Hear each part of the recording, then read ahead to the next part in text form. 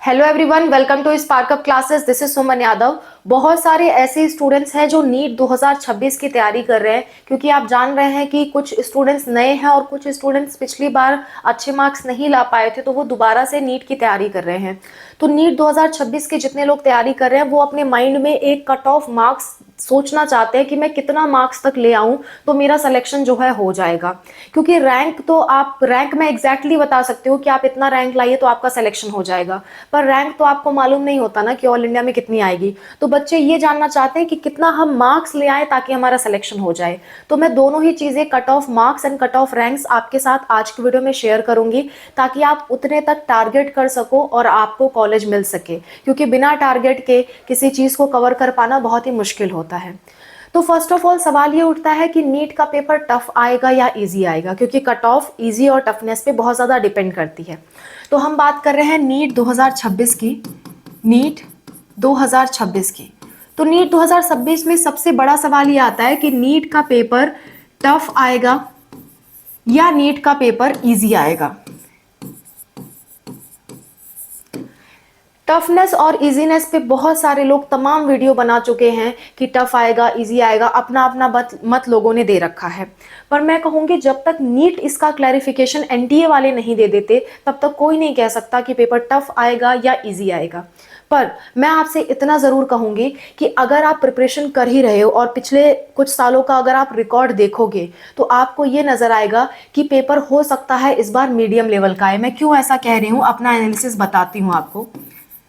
और आप इस जोन में रहेंगे ना तो आप बहुत आसानी से अपनी प्रिपरेशन भी कर पाएंगे, क्योंकि मीडियम लेवल की अगर आप प्रिपरेशन करते हैं तो एटलीस्ट आप नहीं टॉप कॉलेज, कम से कम मीडियम लेवल के गवर्नमेंट कॉलेज तो पा जाएंगे। ठीक है, और अगर पेपर बहुत इजी आया तो आप टॉप के कॉलेज भी पा जाएंगे। तो मैं आपसे कहूँगी नीट 2026 की जो प्रिपरेशन है वो आप मीडियम लेवल की करिए। मैं कैसे कह रही हूँ कि मीडियम लेवल का पेपर आएगा, मैं अभी लास्ट में वो भी डिस्कस कर दूंगी कि मीडियम लेवल का पेपर कैसे आएगा, ये भी आपको मालूम हो। कि ऐसा नहीं कि मैं अपने मन से बोल रही हूँ कि पेपर मीडियम लेवल का आएगा, दोनों के बीच का मीडियम होता है तो मैंने अपने मन से बोल दिया।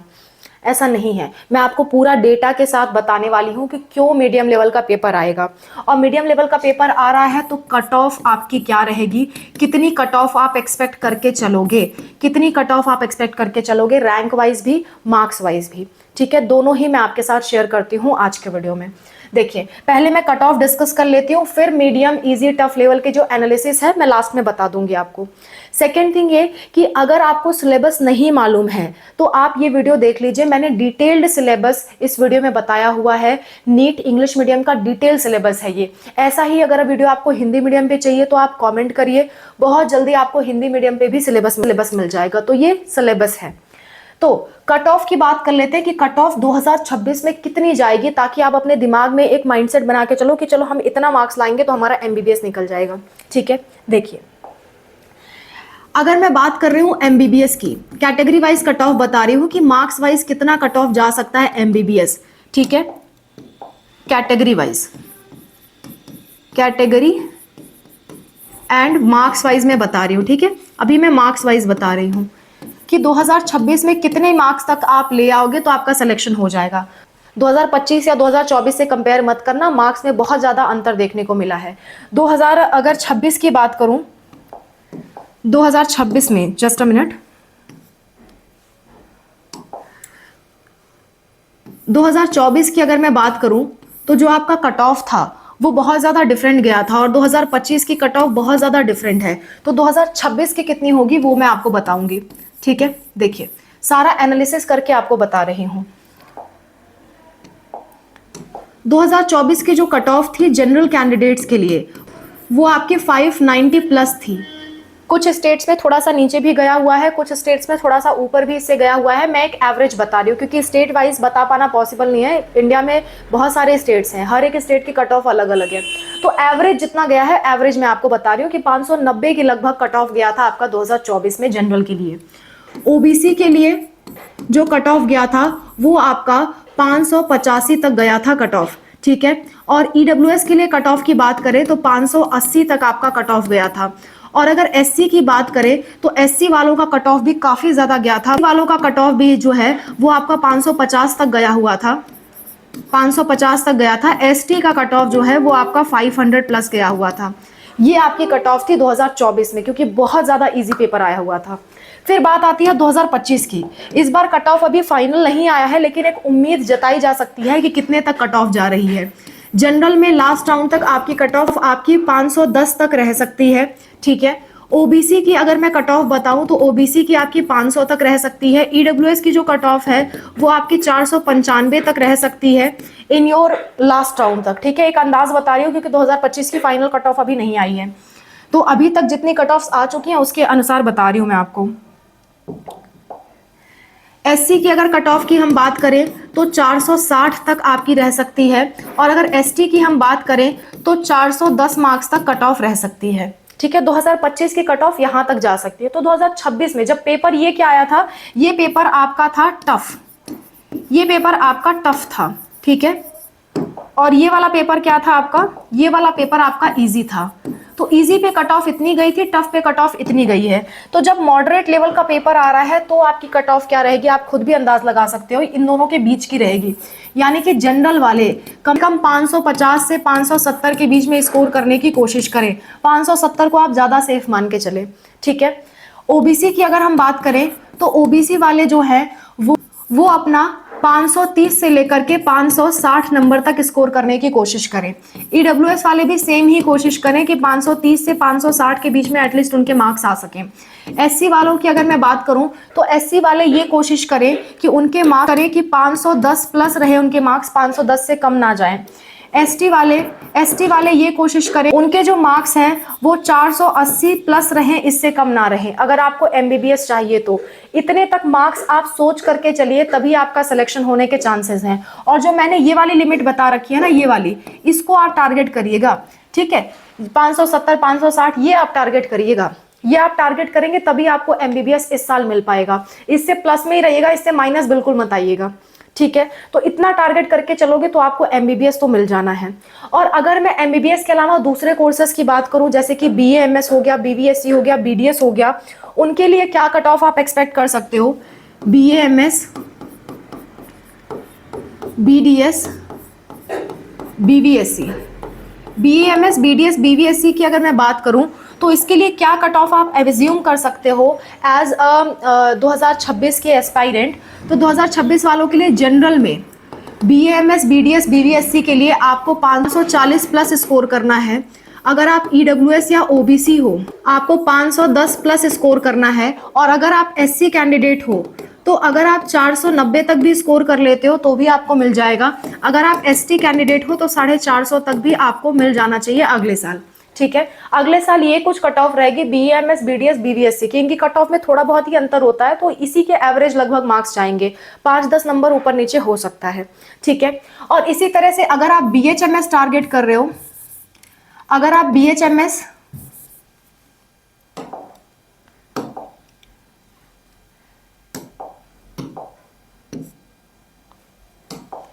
इसी तरह से अगर आप बीएचएमएस टारगेट कर रहे हो, बीएचएमएस या अदर कोई कोर्स टारगेट कर रहे हो, तो उसके लिए इतने मार्क्स से अगर आपके कम है, यानी कि जनरल में जनरल का 495 तक एटलीस्ट स्कोर आपका होना चाहिए। ईडब्ल्यूएस ओबीसी की अगर हम बात करें तो ईडब्ल्यूएस ओबीसी का जो स्कोर है वो 480 के लगभग होना चाहिए। और अगर एससी कैटेगरी की हम बात करें तो 460 तक आपका स्कोर होना चाहिए। एसटी कैटेगरी की हम बात करें तो आपका जो स्कोर है 430 तक भी होगा तो भी आपका सिलेक्शन हो जाएगा इन कोर्सेज में। तो ये कुछ कट ऑफ रहने वाली है आपकी 2026 के लिए। मेरे अनुसार ये कट ऑफ 2026 में आपको टारगेट करना चाहिए। और रैंक तो हमेशा ही सेम रहती है, रैंक वाइज कट ऑफ में मैंने जो इस साल वीडियो बनाई रखी है वही आपकी अगले साल भी यूज आएगी, क्योंकि रैंक बहुत कम ऊपर नीचे होती है, 1-2 हज़ार 3 हज़ार का डिफरेंस आता है, इससे ज़्यादा डिफरेंस नहीं आता है। रैंक वाइज भी चलो मैं आपको बता ही देती हूँ, क्योंकि जब शुरुआत की है तो हर चीज़ ही बता देते हैं। रैंक वाइज अगर मैं एमबीबीएस के लिए बताऊं, सिर्फ एमबीबीएस के लिए बता रही हूं, बाकी आपको आंकड़ा लग जाएगा, क्योंकि रैंक तो आप टारगेट कर नहीं सकते ना, क्योंकि रैंक आपको कैसे मालूम चलेगा कि कितनी रैंक तक मेरी आएगी। प्रिपरेशन के दौरान बच्चे को ये मालूम नहीं चलता है। तो एमबीबीएस के लिए आपको मैक्सिमम से मैक्सिमम 40,000 के अंदर रहना है, उससे ऊपर नहीं जाना है। 40,000 से ऊपर एमबीबीएस कॉलेज नहीं मिलते गवर्नमेंट, 40,000 से अंदर ही एटलीस्ट आप 35 से लेकर के 39 के तक आप टारगेट करना कि इसके बीच ही आपका रैंक रहे, इससे ज़्यादा ना रहे, ठीक है, अगर आप जनरल हो। और अगर मैं ये जनरल के लिए था, अगर मैं ईडब्ल्यूएस और ओबीसी की बात करूं, ईडब्ल्यूएस ओबीसी, तो ये लोग 40,000 से लेकर के 42,000 रैंक तक मान सकते हैं। ठीक है, इतना तक ही आप टारगेट करना। हाँ, सीट इंक्रीज हो रही है तो थोड़ा बहुत इससे ज़्यादा रैंक भी जा सकता है, पर आप टारगेट इतना करके चलो। ठीक है, उसके बाद अगर हम एससी की बात करें तो आपका 1,10,000 के लगभग रहेगा। अगर हम एसटी की बात करें तो ये आपका 2 लाख तक भी एक्सटेंड हो सकता है। ये एमबीबीएस की आपकी आपकी रैंक रहती है। अगर आप रैंक जानना चाहते हो तो एटलीस्ट इतना आप टारगेट करिए। Okay, so that's all about the video. I hope this concept is clear to you. Now हम ये डिस्कस कर लेते हैं कि कैसे हमने एनालिसिस किया कि पेपर मीडियम लेवल का आएगा। मैं डिटेल में आपके साथ ये शेयर कर देती हूँ, पर उससे पहले एक और चीज़ बोल रही हूँ कि अगर आपको प्रिपरेशन करना है तो प्रिपरेशन भी आप हमसे कर सकते हो। फ्री ऑफ कॉस्ट प्रिपरेशन हम लोग करा रहे हैं स्पार्कअप स्टडी चैनल पे। जैसे ये स्पार्कअप क्लासेस चैनल है, वैसे ही हमारा स्पार्कअप स्टडी चैनल है। स्पार्कअप स्टडी चैनल है, इस चैनल से आप प्रिपरेशन अपनी कर सकते हो। ठीक है, आपको डिस्क्रिप्शन में प्लेलिस्ट मिल जाएगी। एक प्लेलिस्ट मिलेगी आपको नीट बायो की। ठीक है, नीट बायो की प्लेलिस्ट मिलेगी। फिर आपको ऐसे ही नीट फिजिक्स की प्लेलिस्ट मिलेगी, नीट फिजिक्स की प्लेलिस्ट मिलेगी। फिर आपको ऐसे ही नीट केमिस्ट्री की प्लेलिस्ट मिलेगी, जिसमें आपको हर चैप्टर, इन सब्जेक्ट्स के हर चैप्टर आपको देखने को मिलेंगे। उसमें अभी कुछ ही चैप्टर्स पड़े हुए हैं, आने वाले कल में और चैप्टर्स कवर हो जाएंगे आपके एग्जाम तक। नेक्स्ट, नीट की 1 शॉट वीडियोस आपको मिलेंगी। बहुत सारी 1 शॉट वीडियोस मैंने ऑलरेडी डाल रखी है। अभी सिर्फ बायो की 1 शॉट वीडियो पड़ी है। समय के साथ साथ हम लोग और ज़्यादा केमिस्ट्री और फिजिक्स का भी 1 शॉट वीडियो उसी प्लेलिस्ट में ऐड करेंगे। इसके बाद आपका नीट का PYQ एंड क्वेश्चन प्रैक्टिस मैं आपको कराऊंगी। मैं, अनूप सर, डांगी मैम, सब लोग आपको नीट का PYQ एंड क्वेश्चन प्रैक्टिस करवाएंगे। और ये जो शुरुआत की प्लेलिस्ट है, ये आपको हिंदी मीडियम के लिए अलग मिलेगी और आपको इंग्लिश मीडियम के लिए अलग मिलेगी। ठीक है, हिंदी और इंग्लिश मीडियम के लिए अलग अलग है। तो इंग्लिश मीडियम का मैंने ऊपर डाल रखा है, हिंदी मीडियम का नीचे की तरफ है। आप थोड़ा सा स्क्रॉल करेंगे, आपको मिल जाएगा। इसके बाद नीट की अपडेट्स की वीडियो प्लेलिस्ट आप सेव करके रखिए, ताकि ऐसा ना हो कि कोई अपडेट आए और आपसे छूट जाए। अपडेट्स 2026, इस अपडेट्स वाली प्लेलिस्ट में फॉर्म कब आएगा, एग्जाम कब होगा, पेपर पैटर्न क्या होगा, कोई अपडेट आ गई क्या, कोई चेंजेस आ गए क्या, रिजल्ट कब आएगा, काउंसलिंग कैसी होगी, मतलब अगले पूरे साल तक इसमें आपको हर एक तरह की अपडेट्स आपको मिलती रहेंगी। और ये प्लेलिस्ट है स्पार्कअप क्लासेस की, और ये सारी ऊपर की जो प्लेलिस्ट है वो स्पार्कअप स्टडी की हैं। तो प्रिपरेशन आप यहाँ से कर सकते हो, अपडेट्स आप यहाँ से देख सकते हो। ठीक है, सारी प्लेलिस्ट का लिंक डिस्क्रिप्शन में है। अब हम डिस्कस कर लेते हैं कि मैंने एनालिसिस कैसे किया कि पेपर मीडियम लेवल का आएगा। ध्यान से देखिए, हम हर साल का डेटा उठा के देखेंगे कि किस ईयर कैसा पेपर आया था, ताकि हम ये एनालिसिस लगा सके कि इस साल कैसा पेपर आएगा। तो कहाँ से नीट की शुरुआत हुई है, वहाँ से लेकर के अभी तक का हम पूरा जर्नी देखेंगे नीट का, ताकि हम डिसाइड कर पाएँ कि पेपर मीडियम लेवल कैसे आया। ओके, और जो नीट एग्जाम है वो पहली बार आया था आपका 2013 में। 2013 में पहली बार नीट एग्जाम आया था। ठीक है, 2013 में पहली बार नीट एग्जाम आया था। तो उस टाइम लोगों के लिए नया था, लोग नहीं समझ पाए नीट एग्जाम क्या कैसे, तो उनके लिए फिर ये एग्जाम हटा दिया गया। क्योंकि इससे पहले क्या होता था, AIPMT एग्जाम होता था ऑल इंडिया के लिए, एम्स का अलग एग्जाम होता था, जिपमर का अलग एग्जाम होता था, हर स्टेट का अपना खुद का अलग CPMT वगैरह का एग्जाम अलग अलग होता था। मतलब हर स्टेट का अपना खुद का मेडिकल का अलग एग्जाम था, ऑल इंडिया का अलग एग्जाम था, एम्स का अलग था, जिपमर का अलग था। तो जब पहली बार नीट आया तो लोगों को लगा ये क्या, ये इकट्ठे क्यों डाल दिया इन्होंने। बहुत सारे स्टूडेंट इससे इम्पैक्ट हुए और अच्छे से तैयारी नहीं कर पाए, एक बार ही मौका मिला वो नहीं निकाल पाए। तो लोगों ने अपील की कि नहीं, नीट ना कराया जाए, नीट के बजाय फिर से AIPMT ही कराया जाए।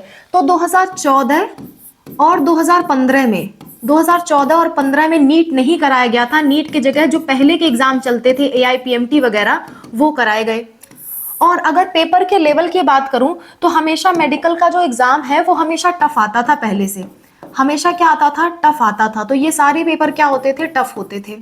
ठीक है, अच्छा, फिर कहा गया कि नहीं नहीं, नीट दोबारा लाया जाएगा, नीट को दोबारा से लाया जाए, बहुत सारा प्रॉब्लम होती है अलग अलग एग्जाम कराने में।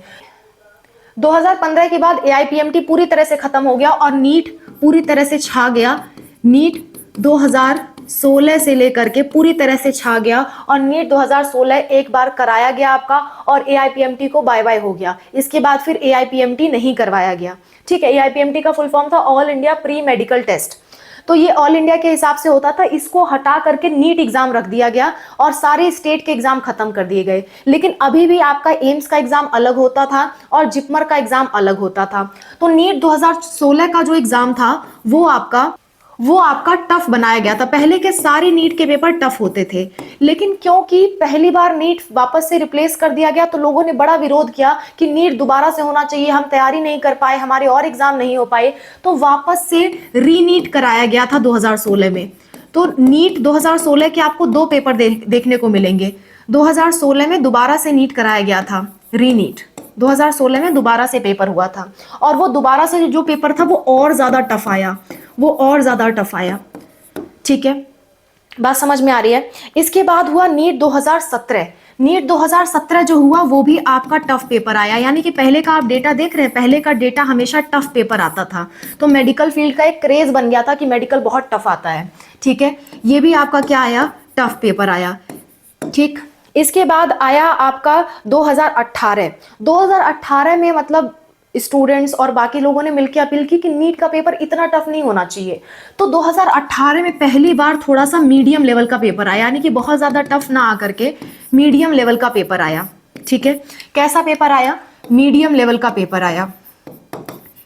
इस साल से पहले तक आपके नीट एग्जाम को बहुत टफ माना जाता था, मेडिकल के फील्ड को बहुत टफ माना जाता था, जैसे जेई एडवांस वगैरह होता है ना, वैसा नीट के पेपर को माना जाता था। और तब ये एग्जाम जो है वो कंडक्ट कराती थी आपकी सीबीएसई। पहले ये एग्जाम कौन कंडक्ट कराता था, सीबीएसई। और जब तक सीबीएसई एग्जाम कंडक्ट कराती थी तब तक एग्जाम बहुत अच्छे से होते थे और बहुत अच्छे से कट ऑफ वगैरह आती थी, काउंसलिंग होती थी, सब कुछ बहुत कायदे से चलता था। फिर हमारे महान क्या आ गए, एनटीए। 2019 से पहली बार कौन इंट्रोड्यूस हुआ, एनटीए, ठीक है। 2019 से पहली बार जो आपका एनटीए है वो इंट्रोड्यूस हो गया नीट में। 2019 से कौन इंट्रोड्यूस हो गया, एनटीए। यानी 2019 के बाद जितने एग्जाम करवाए जाते हैं नीट के वो एनटीए द्वारा कराए जाते हैं, और जितनी भी लापरवाहियां आप देखते हैं वो 2019 के बाद से ही स्टार्ट हुई हैं, ठीक है। तो यहां से आपका 2019 के बाद से सारे एग्जाम्स एनटीए ने करवाए हैं। तो जब से एनटीए आया तब से पेपर इजी होना स्टार्ट हो गया। इसके पहले पेपर हमेशा टफ आता था, लेकिन जब से एनटीए आया पेपर को इजी करने लगा। तो 2019 में पहली बार जब एनटीए आया था तो उन्होंने अचानक से इजी नहीं कर दिया। उन्होंने क्या किया, उन्होंने पेपर को कहा कि हम मॉडरेट लेवल का बनाएंगे, यानी कि मीडियम लेवल जिसे आप मॉडरेट लेवल भी कहते हो। मीडियम या मॉडरेट दोनों एक ही बात है, ठीक है। यानी कि ना बहुत ज्यादा टफ ना बहुत ज्यादा इजी। एनटीए ने ऐसा पेपर बनाना स्टार्ट कर दिया। और 2020 में भी उन्होंने कहा कि अब हटाओ एम्स वगैरह सब कुछ खत्म करो, अब सिर्फ मेडिकल में एक ही एग्जाम होगा, वो होगा आपका नीट का एग्जाम। तो क्या हुआ, 2020 में एनटीए ने कहा हम तो पेपर बहुत इजी बनाएंगे, क्या होगा, टफ बना के बच्चों को परेशान करके। इन्होंने पेपर इजी बना दिया। और इसी साल एक ड्रास्टिक चेंज हुआ कि जो एम्स का पेपर और जिपमर का पेपर अलग से होता था, एम्स और जिपमर का पेपर जो अलग से होता था वो बंद कर दिया गया। और वो क्या किया गया, वो नीट के अंदर ही डाल दिया कि अलग से पेपर नहीं होगा, नीट के अंदर होगा। और पेपर तो बहुत इजी आ गया, कट ऑफ बहुत ज़्यादा बढ़ गई। तो एम्स ने कहा हमारा लेवल हम इतना सस्ता नहीं कर सकते, पेपर कराना है तो टफ कराओ, नहीं तो हमारा एग्जाम अलग कराओ। तो फिर 2021 में क्या हुआ, 2021 में पेपर वापस से टफ आया, पेपर वापस से क्या आया, टफ आया, ठीक है। और एम्स वगैरह इंक्लूड रहे, एम्स दोबारा से कभी फिर एम्स का एग्जाम और जिपमर का एग्जाम नहीं हुआ। जब यहां से टफ आया, यहां तक सब कुछ डेटा समझ में आ रहा था, फिर यहां से अचानक से एनटीए ने अपना रुख दिखाना शुरू कर दिया और कुछ भी पेपर डालने लगा, कभी इजी कभी टफ कभी कुछ। मैं बताती हूँ कैसे। देखिए 2022 की बात करें हम, 2022 की जब हम बात करें तो 2022 में पेपर क्या आया, फिर से टफ आया। और उसके बाद से 2023 में पेपर को आसान किया गया, पेपर को मीडियम लेवल का किया गया, मीडियम, ठीक है, पेपर को मीडियम लेवल का किया गया। उसके बाद 2024 में इतना ज्यादा इजी कर दिया गया, वेरी वेरी इजी। सबसे इजीएस्ट पेपर जो आया था वो आपका 2024 में आया था, सबसे आसान पेपर 2024 में आया था, जिसमें 67 लोगों ने टॉप किया था। बाद में टॉपर्स की संख्या रिड्यूस की गई थी, लेकिन 67 बच्चों ने 720 में से 720 नंबर लाए थे। सोचो जरा, तो इतना ज्यादा इजी पेपर आया था। तो इतनी ज्यादा बेइज्जती हुई एनटीए की कि उन्होंने अचानक से फिर 2024 में 2025 में अपना कहा कि लो अब हम पेपर टफ बनाएंगे। तो पेपर बहुत ज़्यादा टफ बना दिया, बहुत ज़्यादा टफ। अब इतना ज़्यादा टफ पेपर हो गया तो जाहिर सी बात है उसकी बड़ी निंदा हुई। तो अब 2026 में क्या होगा, यही तो आपका सवाल था कि अब 2026 में क्या होगा। अब एनटीए को इतना तो मालूम है कि अगर पेपर बहुत इजी बना दिया तो फिर से बहुत सारे लोग टॉप कर जाएंगे, हमारी बड़ी बेइज्जती होगी। और टफ बना दिया तो इतना ज़्यादा दिक्कत आएगी कि काउंसलिंग्स में भी प्रॉब्लम होने लगेगी, हर चीज़ में प्रॉब्लम होने लगेगी।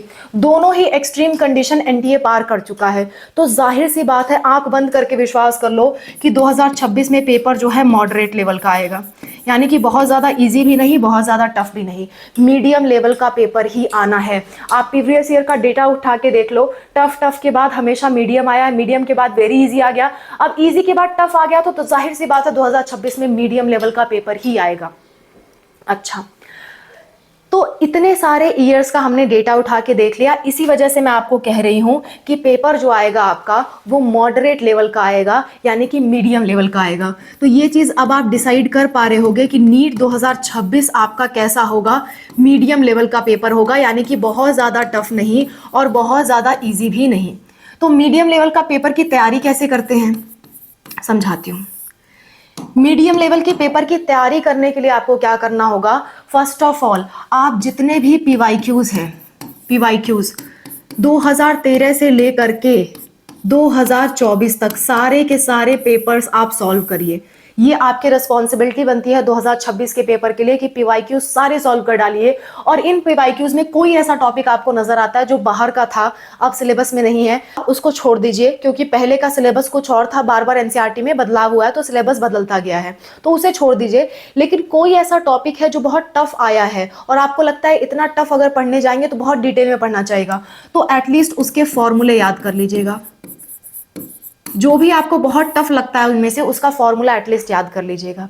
तो सबसे पहली स्ट्रैटेजी आपकी ये होनी चाहिए मीडियम लेवल तैयार करने की पेपर, कि आपके प्रीवियस ईयर क्वेश्चन सारे तैयार हों। और ये चीज़ आप कब स्टार्ट करोगे, खास करके जनवरी से। अगर आप चाहते हो कि मैं आपको सारे के सारे प्रीवियस ईयर क्वेश्चन सॉल्व करा दूं और पेपर वाइज सॉल्व करा दूं, तो आप कॉमेंट कर देना, स्पार्कअप स्टडी पे आपको पूरी की पूरी हर ईयर के क्वेश्चन सॉल्विंग मिलेंगे और बहुत जल्दी से मिलेंगे अगर आप कॉमेंट करते हो तो, ठीक है। और तैयारी और कैसे करनी है फ्री में, वो भी मैं आपको आगे भी बताऊंगी। तो पीवाईक्यू सॉल्व करिए।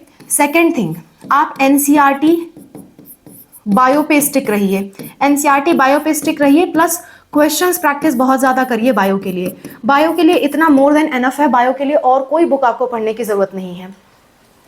मीडियम लेवल पेपर के लिए केमिस्ट्री, केमिस्ट्री में आप क्या करिए, ऑर्गेनिक एंड इनऑर्गेनिक, ये आप जैसा पढ़ते आए हैं वैसा ही पढ़ते जाइए, इसको बहुत टफ या बहुत ज्यादा इजी करने की जरूरत नहीं है। यानी कि सारे चैप्टर ऑर्गेनिक एंड इनऑर्गेनिक के पढ़िए जितने भी सिलेबस में है। सिलेबस डिटेल्स मैंने इस वीडियो में बता दिया है, डिटेल सिलेबस टॉपिक वाइज देख लीजिए, वो सारे टॉपिक आएंगे, वो सारे टॉपिक अच्छे से तैयार कर लीजिए, ठीक है। तो ऑर्गेनिक और इनऑर्गेनिक केमिस्ट्री का हर एक टॉपिक पढ़ डालिए जो भी सिलेबस में है, उसमें से कुछ मत छोड़िए और सिर्फ उतने तक स्टिक रहिए, कोई एक्स्ट्रा पढ़ाई करने की आपको जरूरत नहीं है। प्लस जो आपका फिजिकल केमिस्ट्री है,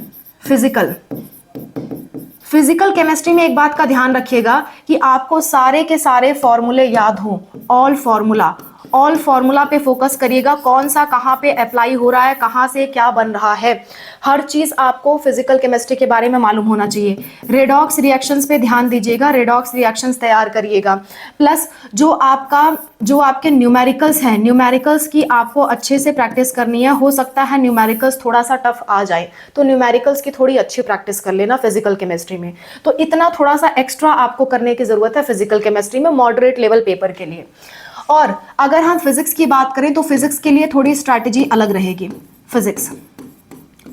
फिजिक्स में सबसे पहले आप ये देखिए कि कौन कौन से स्कोरिंग चैप्टर है। अगर आपको नहीं मालूम तो आप कमेंट कर दीजिएगा कि फिजिक्स के वेटेज वाइज चैप्टर बता दो, तो मैं बता दूंगी। तो आपको क्या करना है, स्कोरिंग चैप्टर्स जिसके सबसे ज्यादा स्कोर बनते हैं, जिससे सबसे ज्यादा मार्क्स उठते हैं, उन चैप्टर्स को पहले तैयार करिए, उन चैप्टर्स को प्रायोरिटी दीजिए और डिटेल में तैयार करिए उन चैप्टर को।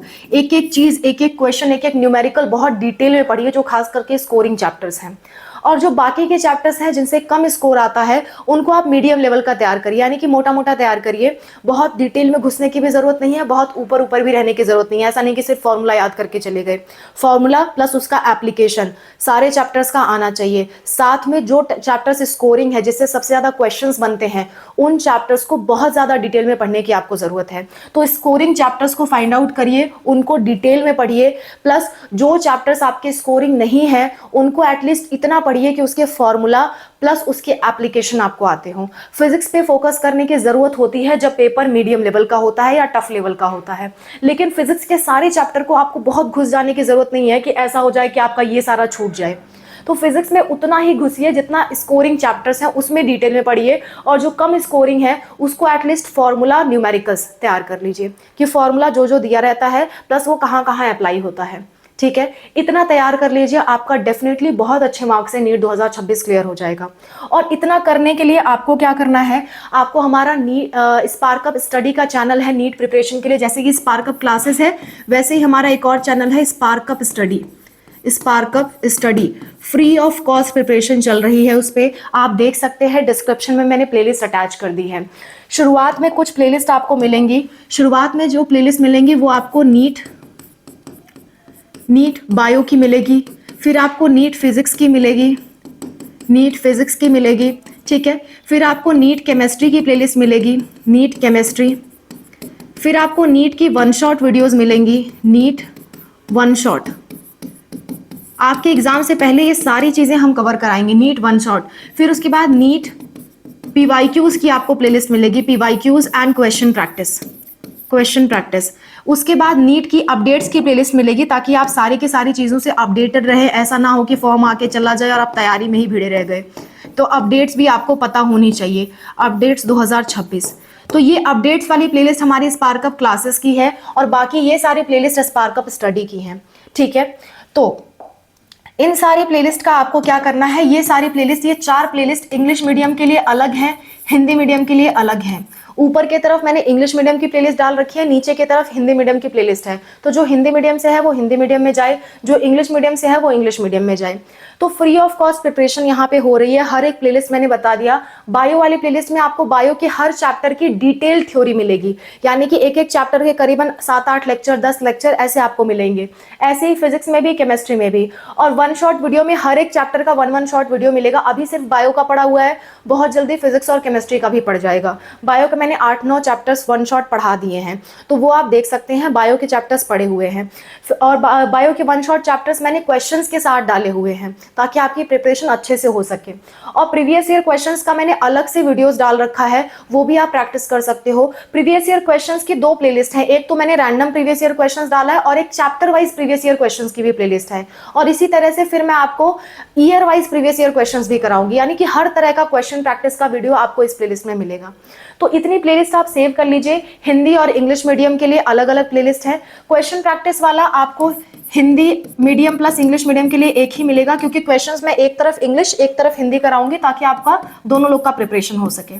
ठीक है, कुछ वीडियोस आपको इंग्लिश के भी अलग मिल सकते हैं, हिंदी के अलग भी मिल सकते हैं, डिपेंड्स ऑन की प्रिपरेशन मैं कैसे करवा रही हूँ, बट प्लेलिस्ट सेम है। ओके, सो इस तरह से आप प्रिपरेशन कर सकते हो। मॉडरेट लेवल की प्रिपरेशन बहुत अच्छे से हम आपको करा देंगे।